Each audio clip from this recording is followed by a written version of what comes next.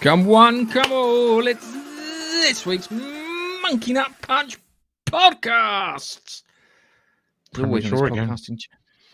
Premature? No, it's not. It's come supposed to go prematurely with the again. files with the music. It's 92% Fucking you come in. boy. Then you don't have to slow at the end. Come in premature. Okay, all right. So this is the Well, problem solved. you may have guessed that Right. Keith's here as well as me. Keith can't fucking help but interrupt, so he's been putting time out for the next 5 minutes. Hello, Nigel. How are you doing? Oh, I'm great now. Keith's gone. Yeah, so much. I can get a fucking word in edgeways. I'm Is he going to from- take him next.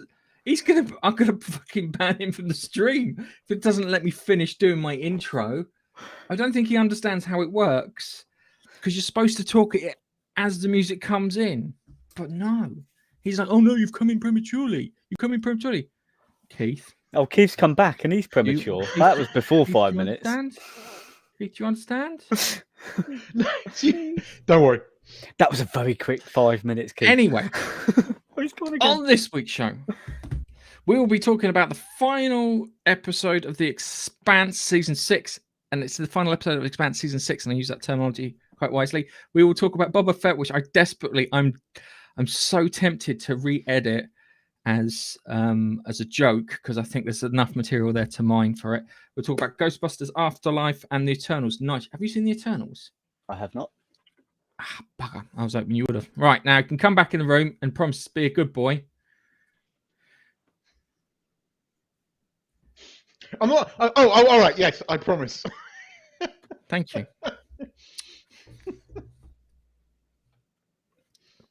Anywho, let's start with the Expanse. So, last episode. Well, there were 2 episodes, but we're going to go straight to the last episode. How did you feel about last episode? I've watched it twice, and I know what bothers me. I know what bothers you too, but I'm going to... I watched it twice so I could zero in on it.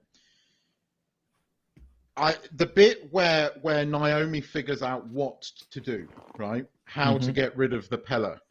There is no build up to the next scene, and that bothers me. That bothers you? Yes, there's no tension there to the point where he is then killed. It's like, I know what to do. Let's do this. Bump, he's dead. And there was no kind of scream of agony. There was a slight but there's no build up between Naomi working out what to do and then building up to the tension. That's what bothers me. You know that Naomi figured that out 3 episodes ago, don't you? Yes, I do. With the help but you know how things work narratively. You have the plan. The plan sets in motion. You have the build up and the tension. Then the plan either works or doesn't. All right, there wasn't any of that. So let me explain my position. So the build up goes like this. Yeah, they are on the Rocinante, and Avasarala has communicated with them. You're on your own. You're going to have to take out the entire Free Navy on your Jones. They're all standing around. Clarissa says, hey, maybe we should make a run for it. Holden says we haven't got enough reaction mass to do it. Bobby says we can take the reaction mass from Medina Station. Yeah. And then Amos turns around and says, you know what? If I don't want to cut and run, I want to fight. And he turns around and goes, and then Holden says, we're going to get a chance to kill Thingy. We're definitely going to get a chance. They talk about blowing up the Jambab Matista. I can't say its name. Yeah. And then Naomi says, I think we says can. what she Naomi does. says And I we get can that. bring up Thingy. And then it has the music build up, and you have the cut scenes and everything. There wasn't. It was less than a minute between. It was less than a minute because I timed it because I looked at it and I went. Oh my god! Does it have to be more than a minute? Yes, because you have to build there up was tension. A build up. There was a build up. There wasn't. There was a build up. Right. There was. Okay. I'm not going to get into a huge argument. No. You're not going to get into a huge argument. I didn't like that bit. You're fucking wrong. I will show you. Well, after we finish this, I will show you, and you'll go, "Oh yeah, there was." And I'll get Nigel to back me up on that. But there was a build up. I didn't like it. I might be wrong, but for me, there wasn't a build up. It's knowing the fact that there was they were meant to do it in 8 episodes and didn't. No. And Amazon only gave them 6. This whole season has felt rushed. Keith, Right. Has. What you're expecting is you're expecting that everything to be wrapped up. There are 3 more No, stories. I'm not, because I know why they did Laconia, and I love the ending where if you watch through the credits, did you watch through the credits right to the end? That's awesome. Go on. I know the story. Okay, I know that there's 3 more books. I know the story. I'm going through them right now. Right. So To me, I know hang full on a well second. that they wanted a 10-episode season because they've All right, said that. Go The here. writers Right, have stop. said that. Stop. We'll go through the characters, yeah? Because it's all about character resolution, all right? All the characters get a happy ending for all intents and purposes. Except Avasera, though. Can I ask a question first before you guys Go on. break it? You mentioned there's 3 other stories. So the 3 other stories, is that the other books? Yeah. 3 other books. There's 3 other books. There'll be 3 seasons for all intents and purposes. So in the future. So far, so how many books in total are there? Are 9. And there's 9. And effectively it's a 3-act story. So you have the proto-molecule and all of that stuff, which ends middle of season 3. Then you have the ring gates and the expansion of the ring gates and that story with the Free Navy, which ends at the end of book 6. Then you have the Laconia story, which is what you see the build up to in season 5. So and this season now, was it season 6? Which season are we in now? Is it 6? 6. And this is where Amazon have put the knife in, because logically you can end it here, although they do not want to end it because they included all of this Laconia stuff. Even right at the end, they kept all these scenes in. Then at the end credits, they flash up the they make the ring gate glow red right at the end, and then it cuts to black. And it's like, they are so not done with this. I think they're going to either do a movie or they're going somewhere else. But they're not done with this, despite all of their presentations. So with there being 3 other books following this part of the story being almost finished, I hadn't seen the season, surprising for everyone to know. But so this season would take us to the end of season 6. Yes. So season 6 is equivalent to end of the book, the 6th book. Yeah. So essentially every season's a book. Yes. Well, the first season and a half were the first book, because Miller dies at the end of the first book, if I remember rightly. So, and then you did in this, didn't he? No, you see, because it did mid season 2, because they stretched it out because they had to do a lot of world building in order for it to make any sense. Because it's like the Baden's Gate, which is one of my favorite stories actually in it out of all the Expanse books. That was only 6 episodes long. Keith, was it? No, I thought it was 4. 6 episodes long. How long was season 3? Was it 12 episodes? I think it was 12. Yeah. Then sure, it was only 6. Yeah, it was. But that story didn't feel as rushed, and I've listened to that. Oh, they left. They left out bits. The bloke she kills and stuffs in the locker. She stuffs in her locker in her room, and it's fucking haunting her. And it drives her. Starts driving. But they didn't. They haven't really. They touched on that in season 6 when she has a conversation with Holden, but that was kind of cut out for brevity and to make the story run, because they wanted to finish off. I don't know. I didn't like that bit.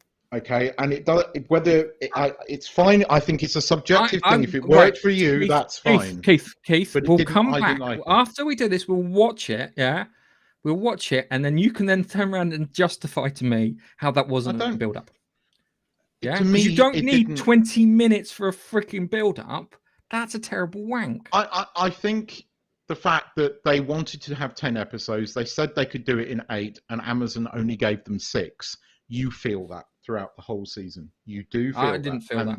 I did not feel that. Well, I've watched all of the after show interviews, and they hint at it and they talk about it. I didn't. I didn't feel it. And I felt that it just right. I think there was hardly any fluff or fat in that. Seriously, there was no fluff or fat in that whatsoever. Try and point. I did not find his death as that satisfying. I don't think they nailed his death. It just didn't. Is it exactly the same way it happens in the book?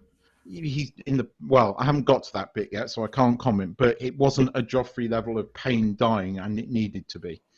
You needed to Being see torn him apart on die. a It's like, molecular level. yeah, but you don't. We did see him die. But you didn't. Right, Joffrey. We did see him Joffrey. die, Right now, Keith. yes, but Gareth. Joffrey dies in pain. And No, you we're see not it, talking and that Game of makes you Thrones. say- We know how Game of Thrones No. ends. Shit.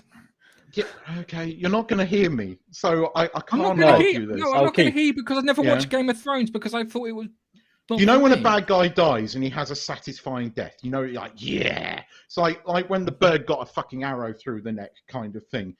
You Mhm. see the ship descends into the gate and that's it.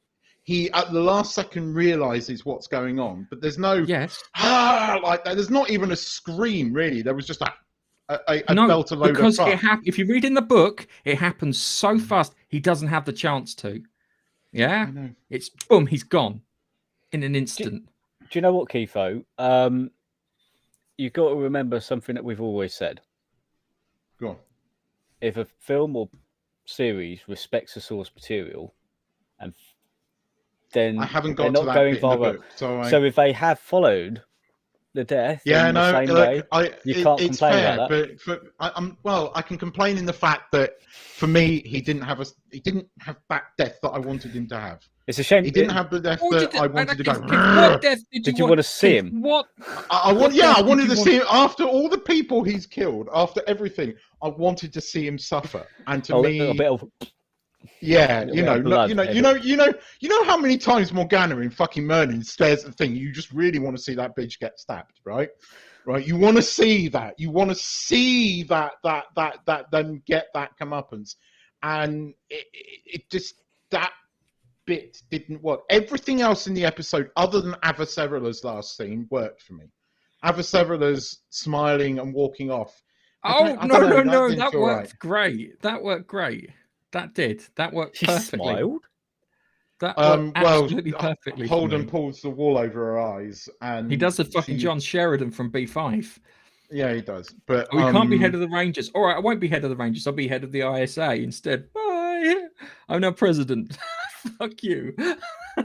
But Yeah. I don't know. She didn't. I felt that she didn't have a final speech or anything. And again, I think that was very much down to the fact that they only had 6 episodes.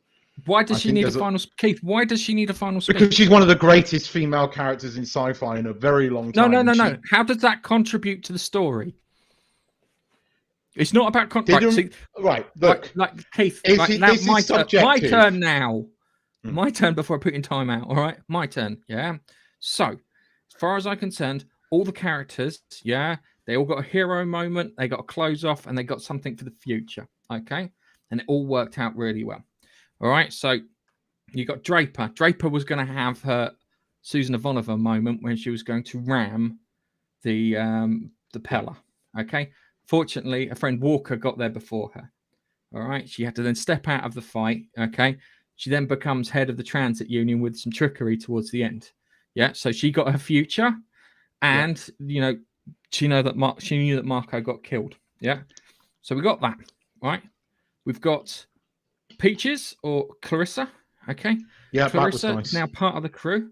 Yeah. I love the thing that they did with the food. Okay. Throughout the season, the food was shit until just before they're about to go into their final battle. And then all of a sudden, this actually tastes quite good. And then they have that moment where they pull back and you think, everyone's going to die. Okay. It sets you up for that feeling. Everyone's going to die. Oh, shit. Right. Okay. Oh, good feelings.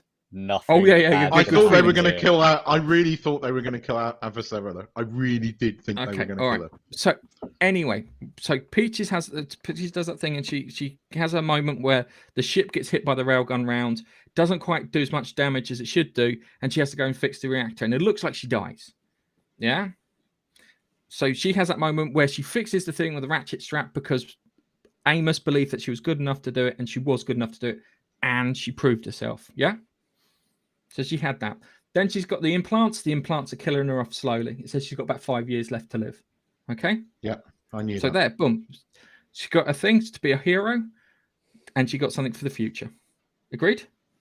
Yeah, Hello, look, Dunstan. I Okay. think Right. most No. all the characters Let me did go it. through it. Okay.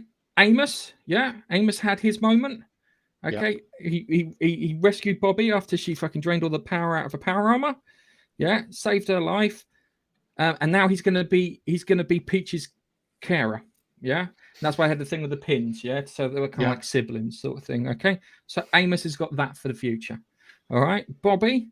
Yeah, Bobby got to get to repeat what she did in the first episode with the the grenade launcher thing. Yeah, she got to repeat that. Yeah, so she had a little hero moment. She took out the reactor, saved everyone's lives. Yeah, she got then to be a part of the crew on the Rocinante, so she's got a future. Okay. Yeah. Naomi, she figured out that they could use the Dutchman problem to take care of the Pella, so she got a little hero moment. Yeah, and her and Holden happy together at the end. Again, resolution. Holden, pilot, shit pilot, right? Not as good as Thingy.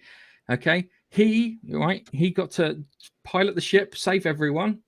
Yeah, with Rocinante turning up and offering air support to Bobby and that was awesome. Amos. Yeah, there's a better one in the book with a character called Tanaka. Oh God, it's so good. I was like, oh, that's a great way of dealing with it. So they got to have their little hero moment. Okay. All right. Avasarala has been in charge for ages. Okay. She has been wielding power for ages. So her journey is from wielding power, to doing what's best for Earth, to doing what's best for humanity, where she's been telling everyone what to do, to the point that her character ends with her being told what's getting done. I know it's an ending. Yeah. But I know it's an ending. It did not work for me. But that branches out for all the characters. They all got their resolutions. Walker, the other pirate, which was with Drummer, he got to have a go at fucking Marcos and Naris, even though you got to feel that maybe that character should have been Ashford. Okay. Yeah. Right. You get that feeling he should have been Ashford. Oh, was that would have been Ashford the one who Drummer got given a bottle of rum or something, and then he was spaced? Yes. That's Ashford. Yes, that's Ashford. I did like it. I did like him in the end. And then you've got and then you've got Philip, which was a great way of doing it because Philip had been flip-flopping around for episodes, It's on the right side, he's on the wrong side. And it got to the end where his dad's doing the speech and he turns around and he goes, you know what? I've had a fucking enough of this. I don't want to be on either side. And then fucks off and survives the entire thing. Yeah. Does he come back into the books? No, he doesn't. Come back, or is that it? So Naomi never knows hides off and leads a quiet. Yeah, he hides off. He goes away and lives a quiet life, and you never hear from him. Which is a bit annoying. They might have mentioned him, but I don't think there was never a chapter in any books about him. So he gets to do that, And then you've got Marcos, He thinks he's fucking won. Yeah, he did that trick with like they did with the Beringer gas freighter, where they disguised themselves as something else, but he disguised himself as another freighter, reveals himself, kicks most of the shit out of the Belter fleet, and then fucks off to the ring. And he thinks he's won. Yeah? Because he knows if he gets on the other side of that, he knows the rail guns are out, so they need to fix them and get them sorted. And he knows there's only one ship on the other side, which is the Rocinante. He's got the Medina station to help him out. He's going to win. Guess what happens? Doesn't win. Yeah? Gets to the end. In a second, he figures out what's happened, tries to tell them to reverse, and it's game over.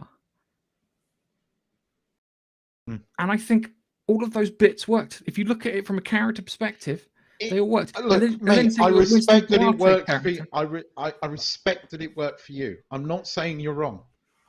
So, it didn't work for me. I'm not saying I'm right. It didn't work for me. I get that it worked for people. I'm not going to sit here and argue the toss and say you're wrong, because you're not. It worked for you. I'm glad that it did. And maybe that's exactly how it was in the book.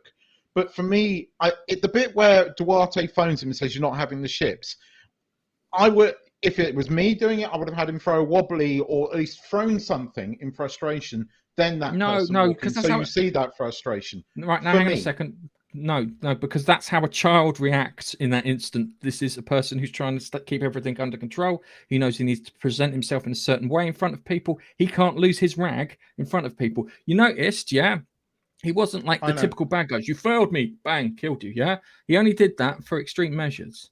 He wasn't killing people off left, right, and center. Bloody Rosenberg or Rosenbaum or whatever her name was, she was trying to get him to keep that under control because that's not how you run things. You don't last that long if you behave like that. If you have a wobbly like that, You ain't. No one's going to pay attention to you as a leader if you have a wobbly like that.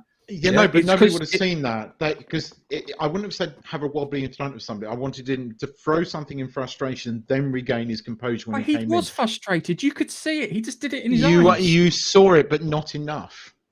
No, he didn't need to lash out, Keith. I'm not saying lash out as something, but that's because for me. You're describing him as someone who's emotionally incontinent. Yes, but no, I'm not. I'm saying I wanted to see. For me, I wanted to see that frustration come out because it would have made me feel better. This is a viewing thing. Because he was an arsehole, and I've been going on. And in all fairness, I've been maintaining this throughout for the last 2 seasons, saying he has to die, and he has to die badly. And for me, being torn apart at the molecular level by some evil aliens from a fucking upper dimension was a pretty bad way to go. Where he couldn't do anything. I do think they could have made that a bit scarier, because what they could have done is they could have had it go to the ring gate. It just pauses, yeah, and he's looking at it and he just sees this red thing come towards him, and then you just see him getting taken apart. Even that, there was something there that just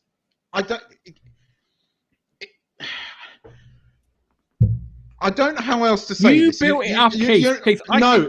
Maybe I did. Hang on. Maybe I did, but too much. But I tell you that woman in the Foundation series that irritated me so much, when she got the arrow through the neck, that was satisfying for me. Yeah, but because you know why that was it was a payoff for all of that irritation. Would you like me to tell me what that was? Now, hang on a second, Keith. I will tell you why that was more satisfying. Do you know why? Because Foundation offered nothing. No, that's why it was satisfying. I'm not talking about. You didn't care about the series. characters; they could have died off left, right, and center. That was the only thing you cared about. It just his death scene didn't work for me. It just didn't. There wasn't enough. It was. They paid attention to the thingy. He got torn apart on a molecular level. He and knew maybe in the story. Book, he knows that he's fucked. The moment everything stops and everything looks like a cloud of atoms. But do you have that narrative in the book? Do they go into detail? Do they tell you what he's thinking at the last moment? Is it satisfactory in the book? No, in the book, or it's just like he's dead. It's like now he is fucked, and then they describe him getting ripped apart at the molecular level by these things. There you go. There is a description there that describes him being ripped apart. That is and you saw that. You saw. Yeah, I'll give you one thing. You see his eyes, right? And I noticed that in the second one. They did leave his eyes, and his eyes did look like, oh fuck. That I will give you that. You do see his eyes, and that was very clever how they left the eyes to last. Do you know what I was hoping? Do you know what I was actually hoping for? I was hoping for that the Pella was the only ship that was going to make it through, and then it was going to be Ross and Anti-Pella 1-on-1. That would have been great. I would have liked that, but they stuck with the book ending, and I was happy with that. And I think that watching the whole thing, everyone had their moments. Even the fucking ship had its moments. I like the final moments. I liked Holden doing what Holden did. I liked every other character other than Avasarala's last moment and thing, because I don't know, maybe I just would have preferred an old fuck or something. You know, a raspberry fuck. She's sitting there in front of everyone. Don't you fucking do? Yeah, no, but that wasn't the final line. It was a smile, but it wasn't. It was that look, that final look she has is still. That smile was only a smile to the camera. It wasn't a smile to James. She looks at the camera and she looks irritated still. And I suppose that's. I needed something else from Avasarala. That's my one. Those are my two beefs with it. Other than that, everything else was great. Bobby's hero moment, fantastic. Bobby on the ship. Bobby fucking around with the control, brilliant. Loved it. Made me laugh. Loved Bobby's final moment. Really would like to see Bobby as the pilot of the ship. Bring it back, please, somehow. Loved Amos's and Peach's scene with the clips. It's so sweet and telling and poignant and sad all in one. It was brilliant. Naomi's speech with Holden at the end, sitting there, and as the ship just disappears, and how they wait for the ship to completely disappear and then cut. Then that lovely, the credits, even that credits thing, and how they tease you with little bits of red throughout the credits, which you go, am I really seeing that? And only right at the last second does the whole thing fucking glow red, and then bump, right? The fact, more importantly, they do not want to end it, or they never would have included the novella in all of this. The dogs novella story. They never would have kept that. They never would have had Duarte staring up at that fucking ship, right? They left that string there on purpose, and it wasn't just a nod to people, the books. This was like, despite all this protestation, they left it saying that there is more here. This story isn't finished, but you have to admit, in the title sequence, they did give away how fucking What's-His-Mish would die. Yes. No, I knew the way he had died because you'd told me and I'd already read it. I knew how he was going to die. That's cool. Oh, I found something. Hold on a second. All right. Yeah. Bamps is desperate to get me to spend lots of money. I'm trying to be a good boy. He showed me Eagle Moss had a version of the Rocinante, but it's no way as good as the Razorback. The Razorback model is so cool on him. There is a 5,000 and there is a 5,300 and something piece Lego model, right, from rebrickable.com. So they take Lego pieces of the Rocinante, right? But Gareth, it's 80 fucking centimeters long. It's like that. By like that, and I want it, and I've got nowhere to put it, and it's fucking huge. It's like, I saw it on Rebrickable, and I was just like, I cannot put it anywhere. It's big. It's as big as the bloody 5,000 piece Falcon. It's fucking huge. But I want it. I want it so badly. And you can get it in they've done it in several colors. They've done it in the season 4, the red and black badass Martian colors. They've just released one for the season 6 where you've got the blue, the black and the red, or you can get it in orange, or you can get it as the freighter from season 2. I want it so bad. I want it so bad. Let's park the Expanse talk. Can I ask you though one thing though on season 4, because we were talking about why I've been reading Siebler Burn, right? So I've got that going on, and I watched season 4 onto season 5 again. Although I probably only watched the first half of season 5 because the rest is, as we know, a bit of a problem. They gender swapped the bloody Barger character. So but the father of the kid that was in, because they didn't include this in the TV series either, right? They actually changed the name.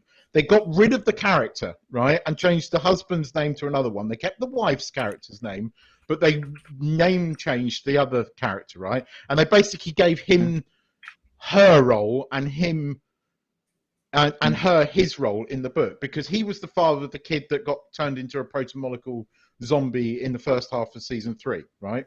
You remember the one that the girl was friends with, right? In the book, they are the mother and father of that kid that got turned into a protomolecule zombie that then Bobby kills, right? In the TV series. In the book, they are the mother and father of that.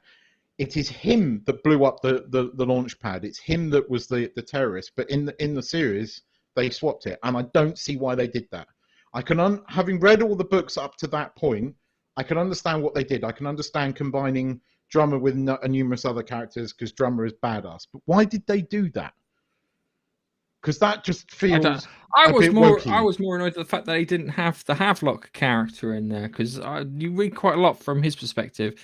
And you find that the Mercury is winding up the engineers on Edward Israel. Oh yeah, he does that because he gives them whipping them into a frenzy, and that's why they're attacking the Rocinante, doing all the shit that they were doing, and fucking with them. I've got to the bit where Havelock's just let out Naomi. He's literally just let Naomi out of the cell after he told Mercury, "I'm not going to give you, maybe not a good idea to have the engineers firing off live weapons," and then Mercury just gives him his security codes. That's where I am in the book. Okay. So I know that in the TV series, obviously they fire on the Rocinante, and I'm assuming the engineers do that here. And Alex gets all pissy. And they don spacesuits and guns and try and take him out. Which try being the operative fucking word. Yes, they try, because the long and short of it, those PDCs and the Rocinante can just cut them to ribbons. All right. That's as I said, let's park it here and let's move on to talking about Star Wars, the book of Boba Fett. Now, the second episode, Keith, you said to me, it's not bad. I enjoyed it. Okay, I thought it was better. All right, and then we had the third episode. That wasn't as good. The fight with the Wookiee was quite cool. And I suppose seeing what's his face bring in Aragna was Danny Trejo bringing in what do they call it, the Rancor. Because when you see him in the background, it's like, hang on, is that Danny Trejo like that? And it's like, shit.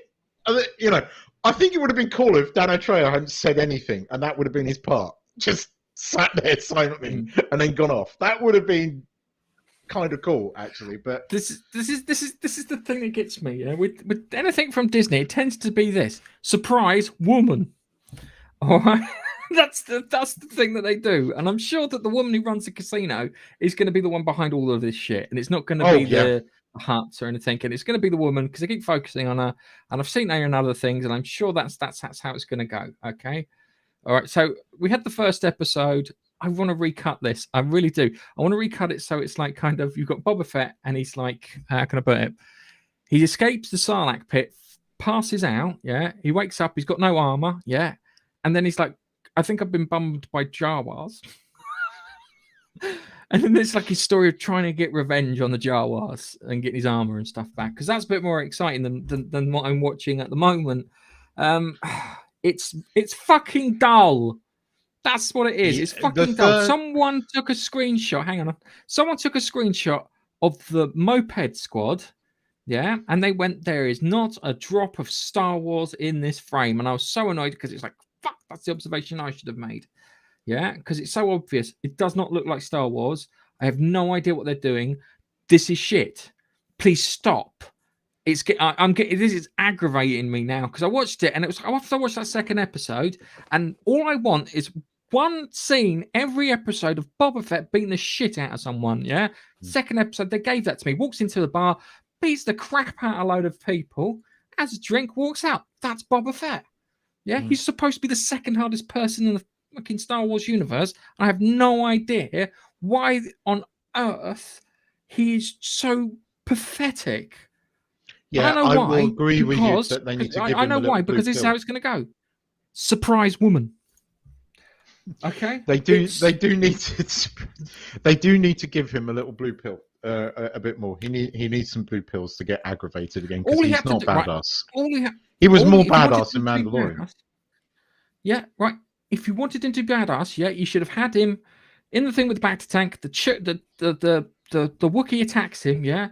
He tries to get his regular weapons. They don't work. Okay, fair enough. We built up the cotton bud, yeah, that he uses. He should have beat the shit out of him with that.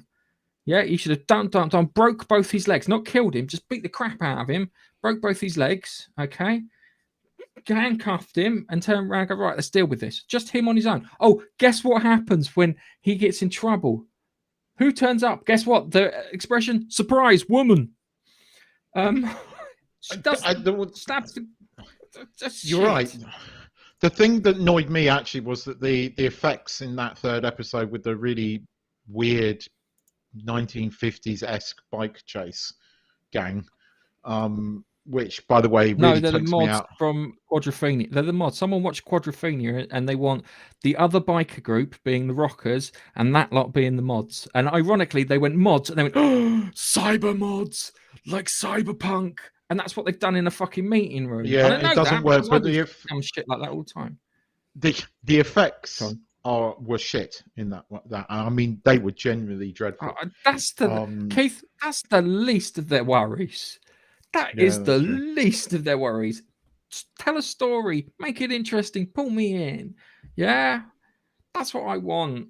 But it's because the twist. I mean, twist should be, if you wanted to do this correctly, the twist should be the Mandalorian turns up at the end to kill him.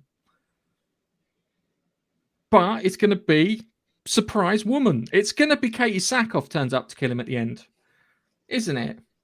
Possibly. And then Katie Sackhoff's going to get her series, which will be what was supposed to be the Rangers things. Because guess what? Disney, with everything they do, surprise woman. Let's have a look. Loki. Oh my God, there's a Loki going around destroying everything. Guess what? Surprise woman. All right. There's a terrorist behind all these things. Falcon, Winter Soldier. Guess what? Surprise woman. Right? I'm not fucking joking. It's there all the time. All right. Oh, someone gets superpowers in WandaVision. Yeah. Oh, guess what? Surprise woman. Fuck me. That's all it is. It's all it is. It's just so. It's not. Oh, Eternals. Good. The one that's going to save him at the end. Surprise woman. Fuck me. I'm seeing a pattern here. My job is to spot patterns. All right, my job's to spot patterns to try to save people money. Don't watch David Tennant's Around the World in 80 Days. Don't go there. Don't go anywhere near it. Oh, don't watch it's Surprise Woman. Always worse than that. It's going to piss you off to the point where you're going to hate David Tennant. So don't watch it. Don't. I'm waiting for the next Doctor Who to be announced, and I will get Surprise Woman. Well, you know who the rumor is. There is now rumoring. You know, right? You remember when I had a problem where I said this was really woke, where an old bald white guy regenerates into a young black woman who then happened to be in Russell T Davis's Years and Years as the wife, right? She is now like 2-1 to be the Doctor, which I don't know how it's going to work because we've already had her as a general. But she's heavily rumoured. Trying to think, I have to look through Years and Years cast and figure out who is going to be. You've seen her around. She's been in a few things. She was in Foundation. She was the female priestess. The one who gets killed off, which just She doesn't get killed off. No, she's the one. She does get killed off. She gets poisoned by the android. Oh yes, she does. You're right. Sorry. Yes, she does. Yes, her. That's the one. Yeah. So okay, all right. So you could be right. Right. So we got depressed Rancor. I don't have to. Yeah. Nice. We've got a Rancor with depression. Yeah. I've got an audio book of cancelling. Let's just put that big headphones on. You can listen to that. I'm just. It's getting it is genuinely getting irritating now. I agree with you. Yeah, I agree with you. Saying, hang on a second. Boba Fett, I agree with you. Woman that happened to Kate Bishop. Yeah, but Kate Bishop was kind of likable. So it kind of gets. They cast the actress well. That's fine because they went. Hey, she's got. Yes. Anyway, can I just point something out? Because right, so we've got. There's some other questions and bits that come up. We'll get to them later. It just sticks to South Korean shows, okay? I watched The Silent Sea, right? Silent Sea is the Korean ripoff of Doctor Who Waters of Mars. And I kept on watching it, expecting the Doctor to turn up. Watch it. Not Keith, watch it. It has the same fucking ending and everything. The trailer gave me that impression. The trailer gave me that impression. No, when you said it the other day, I thought, do you know, that's what the fucking trailer reminded me of. The fact that you've said it, you're right. I think it probably is. I haven't watched it yet, but you're probably right. It's done well. It is done well. I will give them that. So let's see. Surprise woman. Actually, surprise little girl. But you can have surprise woman. I'm gonna have that on a t-shirt. Surprise woman. Disney's plots for the next 20 years. You'll be pleased to know that I did all of Cobra Kai season 4 in like a day. Because excellent. Yeah. So but Nigel's not looking impressed. It's so mental. Right. You're sitting there, Nige. You're whinging about the karate not being good. I'm whinging about the idea that where are the police? No, I didn't say have just all the the- karate. I said the karate is not karate. It's fucking MMA. Outside of that, the way people behave, including the adults, especially the adults, is utter I know, dog I know, shit. but It doesn't it's meant represent to be realistic. any It's type silly. of reality. No, but The it's people silly. when and shit gets their shit broken, never once do they go to the police, and But- when they do, the police went fuck off. But And that's what the the films whole were like. thing wound me up. Did you ever watch the films though? Did you watch any of the Yes. films? But the films Yeah. are exactly the same. Rose tinted glasses, mate. If you watch them now, you'd think the same. Oh no, I do. But that I like that, I suppose. I think it's silly, it's ridiculous, it's stupid. There is a tiny bit of wokeness in season 4, but I think they're ripping the piss out of it. I hope they're ripping the piss out of it. They've got to be, because there's no way they're taking themselves seriously with anything. No, it doesn't. Literally anything. No, it But there doesn't was take a bit- itself seriously. It doesn't. nothing. And It's a bit I where love the ending. He only tries to jump from building to building. The only Come time on. well, yeah, they're jumping from building to building. I do. It was fucking close, and I can jump that far. But besides that, yeah, nuts. That's not training. I don't know what they're training for there. Anyway, They're not. Whenever I was watching any sort of karate thing that they were doing, the only time I saw something that it was when they start, and when you start, you go kamate, and you go down, and that was literally it. And from that bit onwards, it was shit. Literally one thing, and that's a starting stance, and that is the only thing that seemed to be karate. The rest of it, nonsense. MMA, do what you like. How they were running a tournament, and I was calling it. I was calling it all the way through the tournament as to what was going to happen and who was going to win. It was so fucking obvious. It was crazy. Look, don't get me wrong. There is rose tinted glasses here a bit, but I think they do emulate the films. I can understand why Baxter is saying what he can.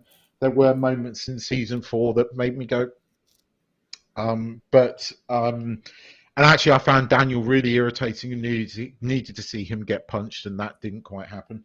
And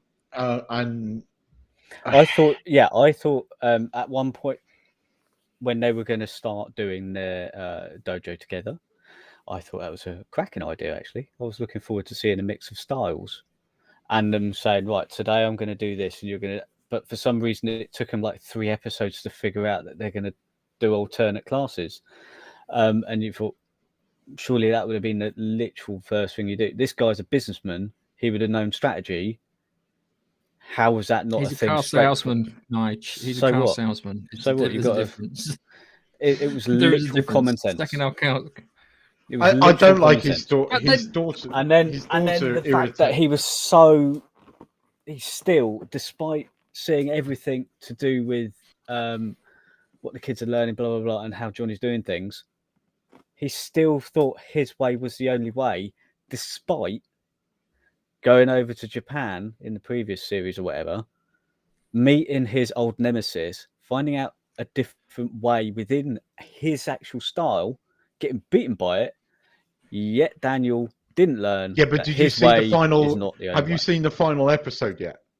What, the tournament? Have you seen the final bit of season 4? Have you seen it right up to the end?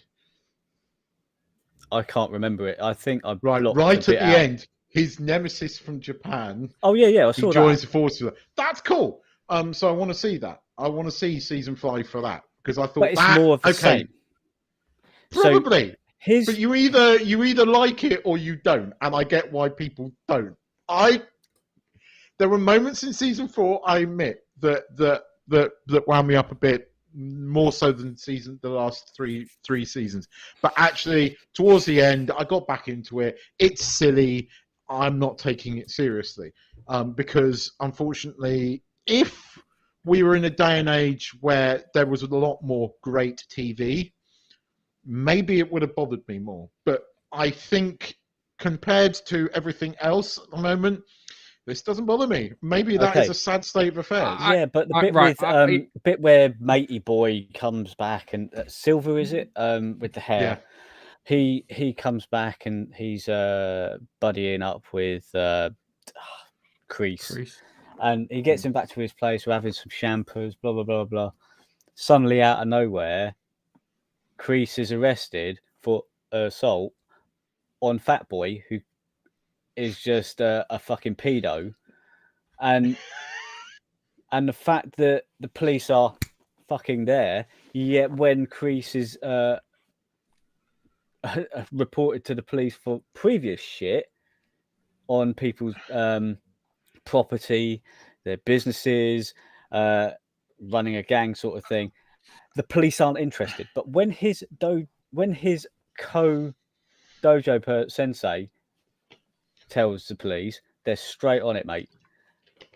I think you have to nonsense. Yes, I know. Yes, I agree with you. I do agree with you. Right. But you have to check your brain at the door. There should be some basis in reality in some of it. And that is my problem. It's supposed to be. It's somewhere between melodrama. It's really. I describe it somewhere between melodrama and musical. But instead of jumping out into dancing, they fall out into fighting. Yeah, that's probably why. It's actually probably why it annoys me, because I can't stand musicals in the slightest, and I don't understand why people suddenly break out into song over nothing. And with this, they break out into fighting over nothing, and you're going, "What the fuck is this?" If you don't like musicals, they're together. I highly recommend Steven Spielberg's. Yeah, no one else watched it. No. Get a fucking Oscar because no one watched it. West Side Story, dude. Right. Anyway, no. As I said, it's silly entertainment. It is silly. For most of this. Plus, if you know anything about karate's kind of it's split into two after the Second World War, because karate was supposed to be a complete kind of combat. Yeah, so it was supposed to have weapons and defensive actions and strategies and stuff in there. But because the West had boxing, the Japanese went, we need something. So they invited a boxer along, and then they invited this old fella turned up and then beat the crap out of him using karate. But they only saw it as in the hand-to-hand combat, missing out all the kind of weapons and strategies and stuff like that. And that's if you know anything about that kind of weirdness, that might explain some of this weirdness. Yeah, I did over here in the UK, little tournaments. They usually have the sparring tournaments where you score a point when you tag the other person or get a hit in, and then there's the other side of the tournament, which is a display, which they did in this tournament. However, at any point was there any Chekhov's gun showing you that they've been learning that shit, apart from Daniel's lot, because Daniel was doing the circle thing. They were showing the form, and there was the bit with the spinning whirlwind kick, as Johnny put it. Yeah. And to be honest with you, Johnny is the best thing out of this entire series because of his lack of knowledge of anything, and that is why I like him. Yes, his lack of knowledge and his way he talks about things. That's my favourite thing in this. But that's highly. I don't have Facebook anymore. I threw my phone away. You suspend your disbelief that anybody, because Johnny went from 80s to 2020. There was no in between with Johnny. It's like, what the fuck did he do for 40 years? You have to suspend your disbelief with that. It's like, if he was plucked out, if he got into Doc Brown's DeLorean from 1989 and arrived in 2020, that's Johnny. He skipped out the fucking 30 years in between.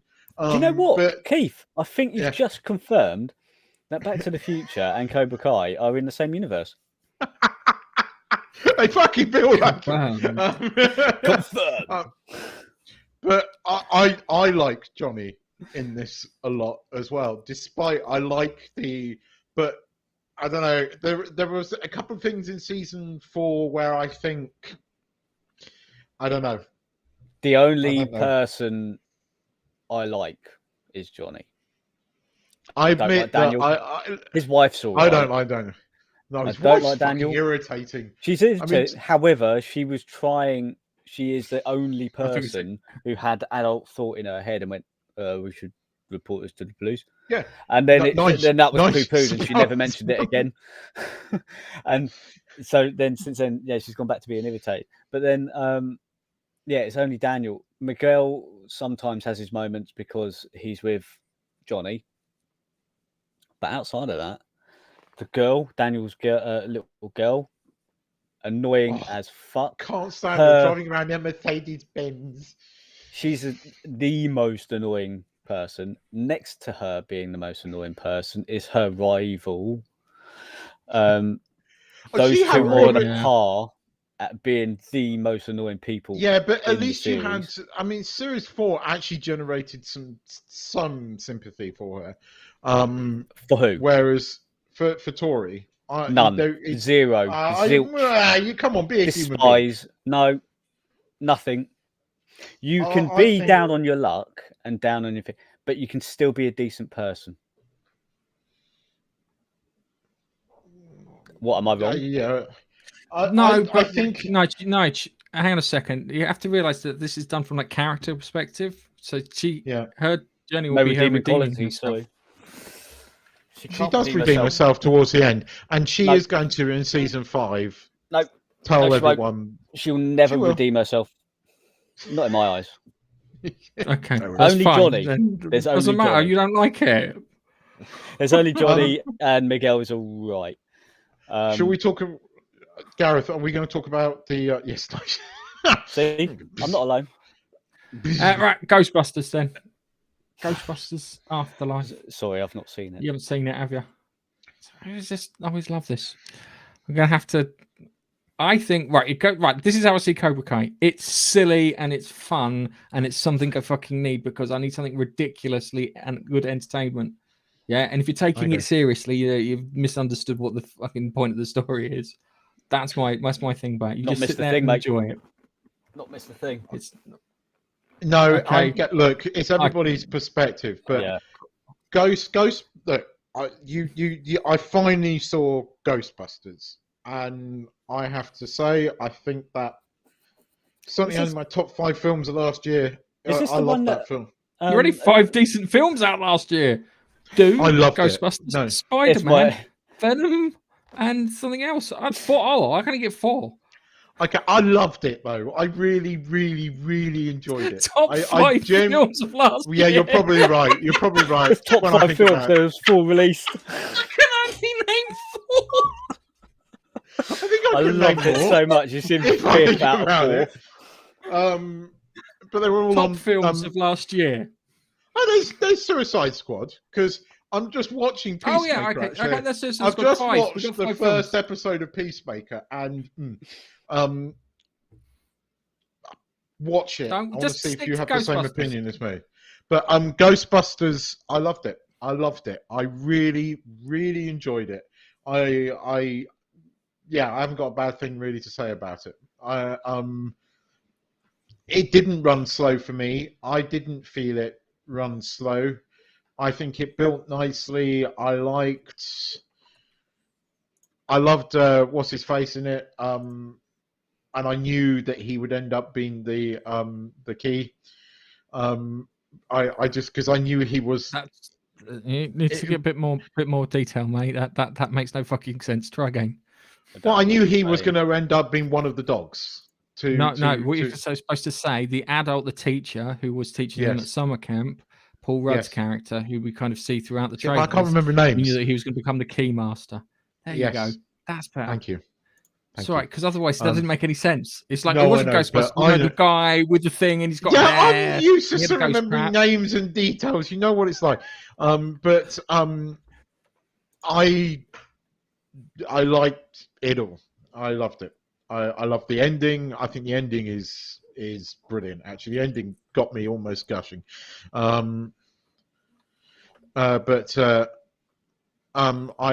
genuinely enjoyed it. I enjoyed it right from the offset. So, but I think that my first. Right, I'm going to say is I don't really mean it. My first problem is kind of Stranger Thingsing. Okay. Yes. Kind of Stranger Thingsy. All right. So that's the kind of my first kind of thing. The girl who played the main character, my rule for children actors are they either irritate me or they're okay. And if they're okay because they don't irritate me, that's a good thing. So she managed to pull that off, and I thought she did a really good job. Everything kind of made sense. I imagine if I watch it again, I can start picking at it. But from my only viewing that I've seen it all made sense. The thing with the earthquakes and stuff, and you find out that it's not earthquakes; it's the fact that Egon's rigged up the proton packs to blast down the hole to stop all the ghosts and stuff escaping from whatever thing he's put in there. Did you spot J.K. Simmons? Yes. And was it Olivia Wilde, the one from Tron? Yeah, Olivia Wilde is. Yeah, that was quite clever Yeah. actually. But yes, yeah. But they did it. It felt organic. It felt kind of part of the story. It didn't feel. It worked. There was a few iffy bits in there. The wall. Right, hang on a second. Let me see. Did you think the Walmart bit in it felt like it was really crowbarred in? You could have had that scene play out somewhere else, and it would have worked out. Which one are you talking about with the bit where he goes to Walmart and he's got the marshmallows? marshmallow men? Yes. And then he gets attacked by the Themo dog. Yeah, That didn't fit. That didn't fit. It just felt like it was an advert for Walmart. Yeah, it did a bit because they showed Walmart. So yeah, I'll give you that. But I don't know. I think the ending is what made it so good for me. And by God, the job they did with Egon, that was, because they took what Harold Ramis looked like in the movie and they aged that look of him. We all know that Harold Ramis did not look like that when in the end. And the fact that they took the Harold Ramis of the Ghostbusters and aged him up that way, that really worked. And they've left the door open. I like the little scenes at the end. I like the fact that they have Winston talking to Janine at the end. That was quite nice. And then you see the firehouse again, and that ominous red flashing light on the ghost machine. So they can bring it back. And look, if they're going to do it like that, bring it back again because it works. The kid actors podcast was quite funny. I kind of liked podcast. Podcast was I just thought she was comic relief, not really a character. I think. Yeah, but it worked, and I loved it. I loved seeing the three of them. They got what's his face back, which I knew they would, but I'm glad he did do it. And I even like the little thing because I didn't know about the Sigourney Weaver thing. It was like when it came up Sigourney Weaver, I was like, "What? Hang on, what? What the fuck is she in the film?" Yeah. The same. Film? You lie. Lie bad. Yeah. And then then he had the scene at the end. Yeah. But there's one after that. There's one right at the end. Did you see that one with the fire truck house and Winston? Oh, what was the one right at the end? I can't. They go back to Hook and Ladder, fire truck house, and okay, yeah, and they're driving. I think I saw that one. Yeah, yeah, that's so. They can do more with it, but it was good. It felt Ghostbusters enough to be Ghostbusters, so it was well worth the watch when I saw it. The car, the noise. There was a lot of member berries there, but I think it was done in such a way that you still had strong females. Paul, looking at you, because you still got to bug up your ass about the female Ghostbusters failing. He didn't write a script, the lazy bastard. That's the problem. It was a shit movie. Go back to making Spy 2. Spy was good film. I would appreciate that. Jason Statham and Melissa McCarthy make a fucking great comedy duo. Him being a straight man and her being the funny thing. It's just do it now. But this felt good. I liked Ray, the bit with Ray, the scene where they phone him up. I liked the three of them coming back. It was like, "Are you a god? Say yes, Ray." That made me laugh. That was a really nice little sort of nod back to the first film. God say yes, Ray. So that was nice, and I like how when Egon turns up helping his granddaughter with the proton pack, and all three of them look round and they're like, And then then what's his face's line was, "I knew you would turn up." I liked that. I liked that. No, genuinely, look, it was, for me, it was a good film. I enjoyed it. I had a big smile on my face at the end of it, and that's what they're meant to do. So, yeah, I'm slightly sad that I didn't wait for it to come to the cinema, but I needed a feel-good film, and it was fucking there, and I went, right, I'm watching it. So, and I'm really glad that I did, because it was genuinely big smile on my face, So, a couple of good films, Spider-Man 3 and this, and despite my bitching at the beginning, I did like the last 5 minutes of the Expanse season 6. I'm going to miss it. I want them to make more, and there are ways they can do it. They don't have to do a 30-year time jump. You can do like a 5-10-year time jump. I think they're planning on doing a 5-year time jump because of the medical readout for Clarissa. Yeah, because it's like it said 5 years expected lifespan, and if you know anything about it, then yes, you guys. Right, okay. So just quickly while we're here, Bilfa. I'm not calling him Miss Guilfoyle Roy's detention. Almost walked out of the theatre. Ghostbusters stuff. But I'm glad I stuck around. Loved it at the end. And then, did you Olivia Wilde's character was played by 3 actresses. It was Olivia Wilde's face, while the famous dancer's body and voice. Oh yeah, the voice was Avasarala from The Expanse. Was it? Yes, it was. Oh, now you say that, you're right. The voice was Avasarala, yes. Hang on. Yeah, that makes sense. I'm just gonna. Yeah, because she's got that voice. That makes sense. Oh, by the way, because we didn't talk about it, but the bit where she meets Drummer at the end of episode 5, that was awesome. That was her ending, really, for me. That bit, and the bit when she walks on the bridge, and that guy is like, basically tells her that "fuck off, little lady," because that's what he was saying. Right, and that's what he was thinking, right? And she was like, "Oh, fuck off! I'm meant to be here. I give the fucking orders," kind of shit. That was cool. That was cool.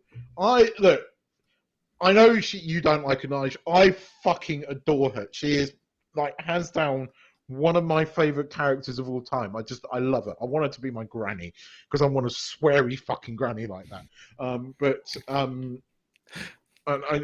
Maybe you can tell, but. Look, we need more Expanse. Just a quick one. We're all on agreement now. There you go. Voice of Gozer. Awesome. Yeah. And then you got Olivia Wilde down there. As uncredited. I'll just let you show that. Oh, crack. I'm tracking the mouse on the wrong screen. Yeah, no. I'll tell you what, though. It was good. A tip for you. Go onto the Amazon YouTube channel and watch the episode 5 of the after show for season 6, right? Because they got the actress that plays Drummer on there, and for the first 10 minutes I hadn't got a fucking clue that it was Drummer. It was only when they zoomed in on her face and went, "Oh, that's Drummer." It's like, who the fuck is she? Because she's all this bubbly and she's got this completely different accent, and she's her not hair's mean down like this, and horrible. She's not mean. She hasn't got this like fucking face, and it was like. And she was all bubbly on the sofa. And then they zoomed in on her and went, "Oh, that's Drummer." Now that's a good actress. Right fucking there. No. I think I saw her in an interview and they asked her to talk about her and she goes, "I find it really difficult. I have to spend the whole morning practicing in order for me to be consistent with it." Because I think when I saw her in this interview, she was actually pregnant. So, all right. I want to talk about the externals. The Eternals. I watched it. Why? Just to say I did. It's like watching the assassination of JFK. You want to say that you've seen the assassination of JFK, and there's a chance it may have been a really angry bee. So. It felt like it was directed by Michael Bay for chunks of it. You know how Michael Bay likes doing everything at sunset? lots of shit at sunset. The other thing too is it ripped off Doctor Who's Kill the Moon, which is not a good episode to rip off, you dumbasses. Yeah, they had to kill the moon, where the moon was an egg, or the Earth. Apparently, the Earth is an egg. I'm just like, it's funny. I mean, the Internals has been a flop, despite what Disney might tell you. The only thing, do you know what, Gareth? The only thing that excited me about that entire film was the end fucking scene with hearing Blade's voice. That's it. Right, where you hear Blade, and I thought, we might get a cool Blade, and the guy that's playing him is a cool actor. So let's get this right. A guy from America who was probably born in say the 70s is going to tell an English guy about a sword from the Middle Ages. But Blade's been around. He needed Whistler, really. Yeah, but Blade's been around for ages. There is a connection between. No, Blade hasn't been around for ages. Blade's not been around for ages. Right, okay, the Black Knight and Blade, there is a team-up comic book series. I know that much. Yes, but the Black Knight's history is all the way down to medieval times. Yes, you're right, but look, Blade isn't. That was the only cool thing for me about that entire film. I really do not like the Sprite character. That actress is irritating beyond irritating. Yes, that was so annoying. It's like, why the fuck? The other thing too, yeah, right? I'm an almighty, all-powerful, interstellar, celestial being. So naturally, I create a deaf person, a fat but and two fatzos, yeah, as my ideal people. Instead of having them being like really superhero-y, big, taller than most people, the ability to like crush a beer can single-handed while it's still full.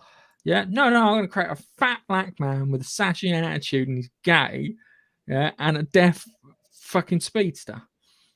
The Eternals is when you put identity politics before telling a decent story. Identity, that's right? Someone brought this up, and it's a really good point. Yeah, a characteristic like being deaf or gay or something isn't a character. I always refer to it as a dimension that they add to the character to give them a bit more rich thing. So it's like kind of like drummer in The Expanse, yeah? For some reasons, you became part of a polyamorous family. Which I'm like, yeah, but you still had a character. Isn't that no? Because the name's Michio Parr. It's Michio. Oh yeah, Parr. but hang on. Yes, but at the end of the book, a character called Drummer does become. Michio Parr becomes Drummer becomes the next leader in the first book of the next series. Right, okay. I got it right. Or maybe it's Michio Parr and I got it the wrong way around. Anyway, Michio Parr becomes the leader of the thing. Yeah. Anywho.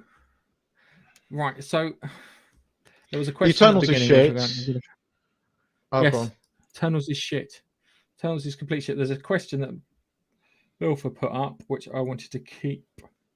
Where is it? There's actually two questions. There's one from Thingy and the other one from what's it?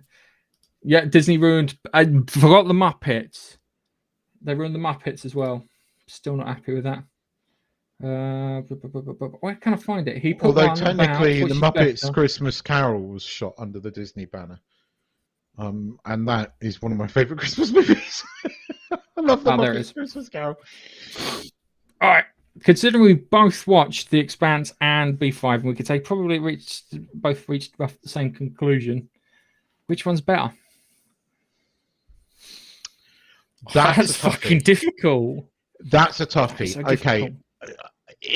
On speeches, Babylon 5 because Susan Ivanova's speech. Yes. Jakar's speech. The thing I like about The Expanse is, we were talking about this in the drone podcast the other day, was their attention to detail in The Expanse is fucking ridiculous. I mean, it is, the fact that they changed the speed of water pouring into a jug depending on what fucking planet they're in. That level of attention to detail in a fucking TV show is incredible. And that's why, I don't know. Right. Babylon 5 kind of completed its story, whereas this didn't, and it's intentional. That bothers me. and I want more of Expanse. So it's difficult to say because the Expanse hasn't ended, and it's intentional on the showrunners. You know, the fact is that they knew this was going to be the last season on Amazon, or as the Expanse on Amazon. Because they've also said that Wes Craven, who plays Amos, has said several things in these after shows that are like, hang on, Wes Craven is a director. Wes Chatham is the has said a few things, and they've hinted it right because the thing about the Expanse is, as I said at the beginning, it's 3 acts. It is, you can split it into 3 acts, right? They could argue that this is a spin-off series and do the final 3 books, right? They could recast and do the 30-year time jump, although I don't think they're doing a 30-year time jump because they put Bobby as the fucking pilot, which is another kind of hint. I don't know. What would you say? Because I probably agree with you. Right. This is you have these periods where you're on top of things. This is why I talked about giving Spider-Man a rating later to have everything die down so you can have a clear head when you do it. At the moment, because I haven't got a clear head because it's just finished, I say The Expanse. Yeah, just because I've just seen the last 10, I was very happy with it, unlike you, and I enjoyed it. But that's only because it's just been there. So you have to give me a couple of months away from it so everything can settle down, and then I can pick. I probably would say B5. B5 was the first proper story that I got into. I didn't know where it was going, didn't know what was going to happen.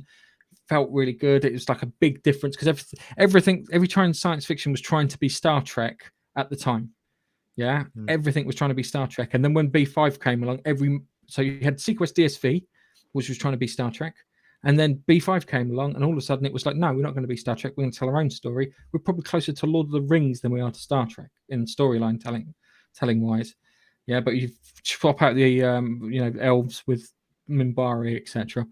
I would probably say the long term probably B5 until they bring back the new series and ruin it. I think you're right because I said that Avasarala is one of my favorite female characters in sci-fi.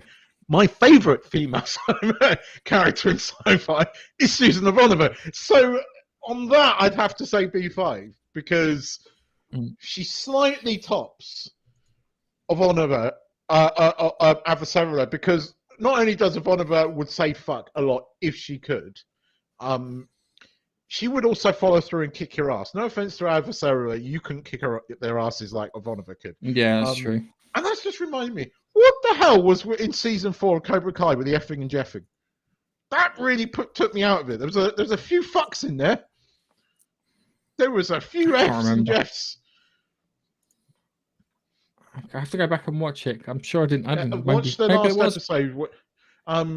Because the punk guy, Hawk, says to Dan, "I'm going to." I'm going to win the whole fucking tournament. Yeah, that was it. Yeah. Anyway, going back, I think I'll have to say B5, but just by a pip. The Expanse, as I said, it's B5.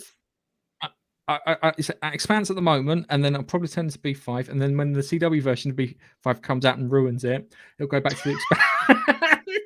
I was about to say that. And then when the series of Expanse comes along and they ruin it, it'll go back to B5. I don't think they will. I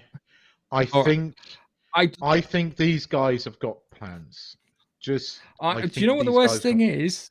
Is the Expanse is closer to B5 because it uses all the kind of physics and stuff.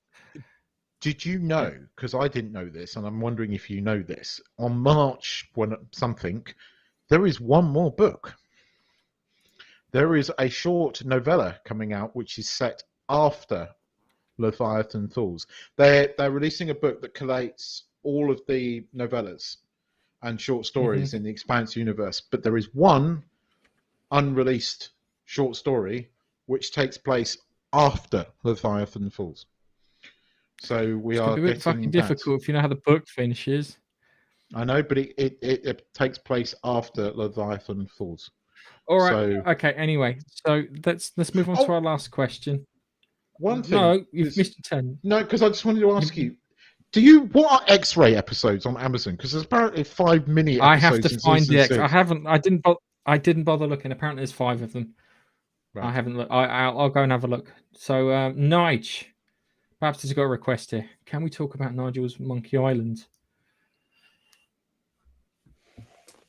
Yeah, can if you like. Sound a bit more. What's he talking about? I like that. That's a good quote. Susan Von. I'm in the middle of 15 things, all of them annoying. That was a good there. Oh, what's the other one? It goes, Ivonova is God. I will listen to Ivonova. If I fail to do what Ivonova goes, I will die. Chuck. Yes, I had to find a digital swear jump. Anyway, Nige, come on, Monkey Island. Okay. Well, the special edition. Have you got? If it's near you? No, it's downstairs.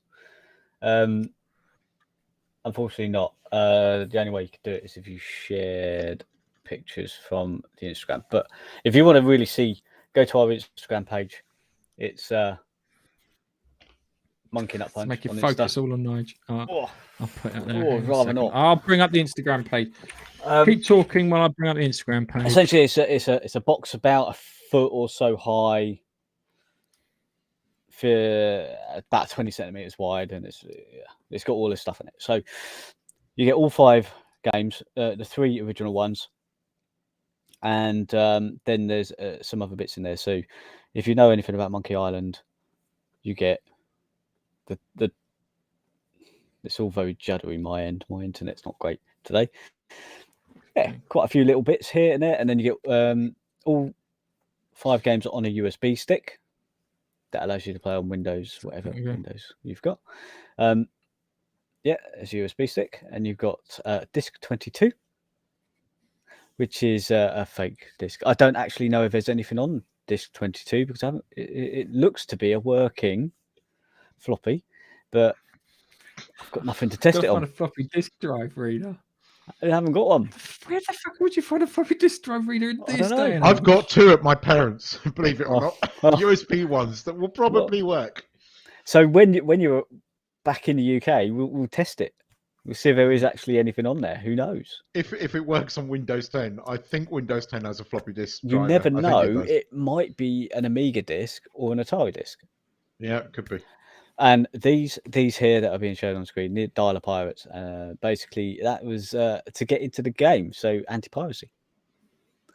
Coincidentally, anti-piracy for pirate game. Okay, so they're usable. Little statue, little candle holder, and a little bit badge. It's in part of the I can't remember which character it was, but he's got wearing a badge called "Ask Me About Loom." It's no. Do you know what Loom sounds like? Loom sounds like an NFT fucking organization now. That's aged poorly because everyone's like, ask me about Loom. It's all about NFTs. Oh, go away. And then you got this. Yeah, a little. It's basically a little thing that you can hang up, and it's got different layers in 3 different layers. Babster, it's in the shape of a floppy. It's not a USB. It seems it's got the tape in it and everything. So it's not a USB drive. The one that is a USB drive is one that says Lucasfilm on it. So, but yes, there we go. And there we go. There's a nice picture of Nige. Really nice. There. Big old box. The original 3 games were the best. Actually, I think number 2 was probably my favourite. Have you got around to playing them? I've played 2 of the 3 just to test that they're working. Actually, I've tested all of them to make sure they're all working. But number 1, I played the most. Yeah. Although it is not the original versions of number 1 and 2, it's the remastered one. So the graphics have been uplifted. But I think I'd prefer the original one, the original graphics. With sprites and all. All right. So I think it's time we wrap this up and put a bow on it. And then what I'm going to do now is I'm going to show the end to Keith and explain. Can you show me where the build-up isn't? Where I'm showing him where the build-up is in the Expanse. So we have that. Number 3, Babster. Yes. And Babster, stop sending me stuff I want to buy. because you sent me the thing, the eagle moss thing of the Razorback. You showed me the Rocinante, and I looked at the Razorback. And went, oh, the Razorback's so cool. And on that note, it's time to say goodbye, gents. Bye-bye. Bye. Goodbye. We'll catch you in the next one.